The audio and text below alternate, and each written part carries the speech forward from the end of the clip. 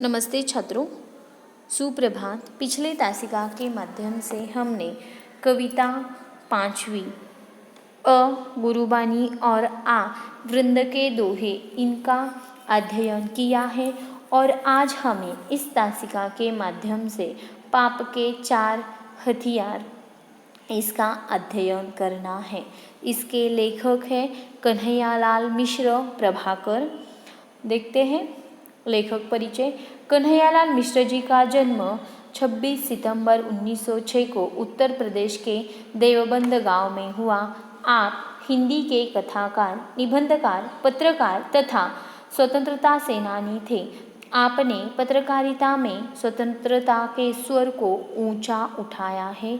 आपके निबंध भारतीय चिंतन धारा को प्रकट करते हैं। आपका संपूर्ण साहित्य मूलतः सामाजिक परोपकार का शब्दांकन है। आपने साहित्य और पत्रकारिता को व्यक्ति और समाज के साथ जोड़ने का प्रयास किया है।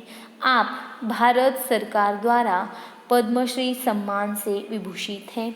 आपकी भाषा सरल, सहज और मुहावरेदार है, जो कथ्य को दृश्यमान और सजीव बना देती है।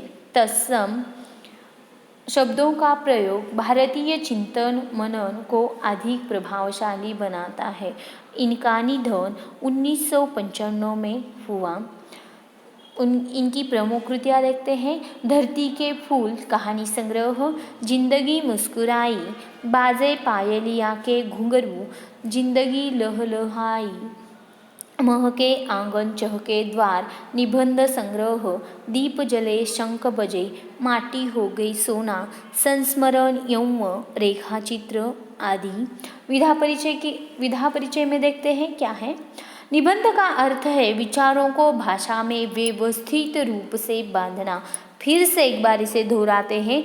निबंध का अर्थ इस तरह से है, यहाँ पर विचारों को भाषा में व्यवस्थित रूप से बांधना। हिंदी साहित्य शास्त्र में निबंध को गद्य की कसौटी माना गया है।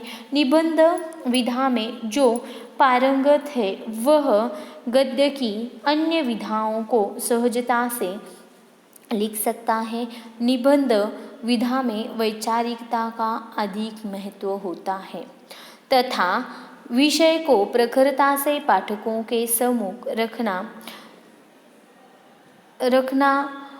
रखने की सामर्थ्य होती है। विधा में वैचारिकता का अधिक महत्व भी है। इसी तरह से इन्होंने विधा परिचय में निबंध का अर्थ और साहित्य शास्त्र में निबंध को गद्य की कसौटी माना गया है, इन बातों को यहाँ पर बताया है। पाठ्य परिचय में देखते हैं।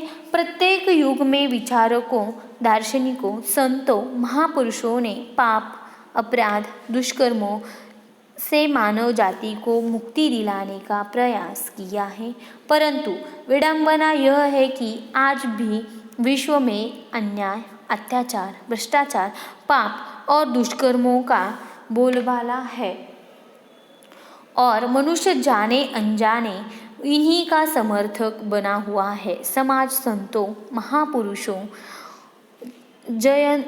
महापुरुषों की जयंतियाँ मनाता है, जय जयकार करता है, उनके स्मारकों का निर्माण करवाता है, परंतु उनके विचारों को आचरण में नहीं उतारता।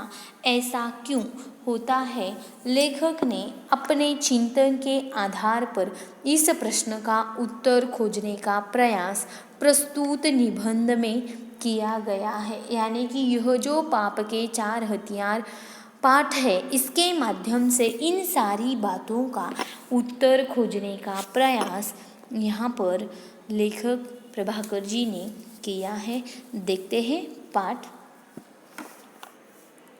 जॉर्ज बर्नार्ड शॉ का एक प्रोग्राम मैंने पढ़ा है। वह अपने ही संबंध में है।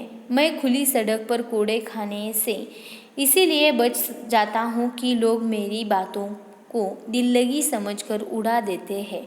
बात यूँ है कि मेरे एक शब्द पर भी वे गौर करते तो समाज का ढांचा डगमगा जाता। वे मुझे बर्दाश्त नहीं कर सकते यदि मुझ पर हंसे नहीं। मेरी मानसिक और नैतिक महत्ता लोगों के लिए असहनीय है। उन्हें उबाने वाली खूबियों का पुंज लोगों के गले के नीचे कैसे उतरे। इसीलिए मेरे नागरिक बंधु या तो कान पर उंगलियां रख लेते हैं या बेवकूफ़ी से भरी हंसी के अंबार के नीचे ढक देते हैं। मेरी बात शॉ जो ऊपर जॉर्ज बर्नार्ड शॉ है, यह शॉ के इन शब्दों में अहंकार की पैनी धार है। यह कहकर हम इन शब्दों की उपेक्षा नहीं कर सकते क्योंकि इनमें संसार का एक बहुत ही महत्वपूर्ण सत्य कह दिया है। देखो यहाँ पर जॉर्ज बर्नार्ड शॉ यह क्या कहते हैं कि मैंने एक प्रोग्राम पढ़ा है, वह उनके अपने ही संबंध में है। मैं जब खुली सड़क पर कूड़े खाने से बच जाता हूँ या बचता हूँ, लोग मेरी दिल्लगी करते हैं, मेरा उपहास उड़ाते हैं या मैंने जो बात बताई है वह दिल्लगी समझकर यानी कि उसका उपहास उड़ाकर चेष्टा करके वे चले जाते हैं। बात यूँ है कि मेरे एक शब्द पर भी वे गौर करें तो समाज का ढांचा डगमगा जाए। बदलने में कोई वक्त नहीं लगेगा। वे मुझे बर्दाश्त नहीं कर सकते यदि मुझ पर वे हंसे नहीं। मेरी मानसिक नैतिक महत्ता लोगों के लिए असहनीय है, उन्हें सहती नहीं है। उन्हें उबाने वाली खूबियाँ, उबाने यानी कि उबालना, उकलना, उबालने वाली जो खूबियाँ हैं उनके गले के नीचे कैसे उतरे, प्रश्नार्थक चिन्ह है। इसीलिए मेरे नागरिक बंधु जो है वह मेरी बातें सुनने से या मैं जब कोई बात बताता हूँ तो अपने कान पर उंगली रख लेते हैं या बेवकूफ़ी भरी से मुझ पर हंसी की अंबार या मुझे हंसी की जो अंबार है उसके नीचे ढक देते हैं। मेरी बात शौक के इन शब्दों में अहंकार की पैनी धार है। पैनी यानी कि तेज, तीखी, और यह कहकर हम इन शब्दों की उपेक्षा नहीं कर सकते क्योंकि इनमें संसार का एक बहुत ही महत्वपूर्ण सत्य या इन्होंने संसार का यहाँ पर एक बहुत महत्वपूर्ण सत्य सामने लाया है या कह दिया है। संसार में पाप है, जीवन में दोष है, व्यवस्था में अन्याय है, व्यवहार में अत्याचार है और इस तरह समाज पीड़ित और पीड़क, समाज दो वर्गों में बांटा गया है, पीड़क और पीड़ित। इस तरह से समाज दो वर्गों में बट गया है। सुधारक आते हैं, जीवन की इन विडंबनाओं पर घनघोर चोट करते हैं। विडंबनाएं टूटती बिखरती नजर आती हैं, पर हम देखते हैं कि सुधारक चलते जाते हैं और विडंबनाएं अपना काम करती रहती है। आखिर इसका रहस्य क्या है कि संसार में इतने महान पुरुष सुधारक आए, तीर्थकर आए, अवतार, संत और पैगंबर आ चुके, पर यह संसार अभी तक वैसा का वैसा ही चल रहा है। देखो यहाँ पर कहने का तात्पर्य इस तरह से है, संसार में पाप है, जीवन में दोष है, व्यवस्था में अन्याय है, व्यवहार में अत्याचार है। समाज को इन सारी बातों को सुधारने के लिए इतने सुधारक आए, इतने तीर्थकर आए, इतने महान पुरुष होकर गए, अवतार यानी कि जो अवतारिक पुरुष है वह आकर चले गए, संत आए, पैगंबर इत्यादि लोग यहाँ पर आ गए, लेकिन संसार बदलने का नाम नहीं लेता है। क्यों? इसका ही उत्तर इन्हें इस पाप के 4 हथियार के माध्यम से खोजना है। तो देखते हैं आगे, इसे वे क्यों नहीं बदल पाए। दूसरे शब्दों में जीवन के पापों और विडंबनाओं के पास वह कौन सी शक्ति है जिससे वे सुधारकों के इन शक्तिशाली आक्रमणों को झेल जाते हैं और टुकड़े टुकड़े होकर बिखर नहीं जाते। शॉ ने कहा, इसका उत्तर दिया है कि मुझ पर हंसकर और इस रूप में मेरी उपेक्षा करके वे मुझे सह लेते हैं। यह मुहावरे की भाषा में सिर झुकाकर लहर को ऊपर से उतार देना है। शॉ की बात सच है, पर यह सच्चाई एकांगी है। सत्य इतना ही नहीं है, पाप के पास 4 शस्त्र हैं जिनसे वह सुधारक के सत्य को जीतता या कम से कम असफल करता है। मैंने जीवन का जो थोड़ा बहुत अध्ययन किया है उसके अनुसार पाप के ये 4 शस्त्र है। देखो यहाँ पर शॉ, जो जॉर्ज बर्नार्ड शॉ है, वे कहते हैं कि मुझ पर हंसते हैं, मेरी उपेक्षा करते हैं, मुझे सह तो लेते हैं, लेकिन मेरी बात मुहावरे की भाषा की तरह सिर झुकाकर लहर को ऊपर से उतार देना, उसी तरह से उनके सर से यहाँ ऊपर से नीचे चली जाती है या लहर जाती है, उनके दिमाग में नहीं जाती। शाह की बात यह सच है, यह एकांगी सत्य है।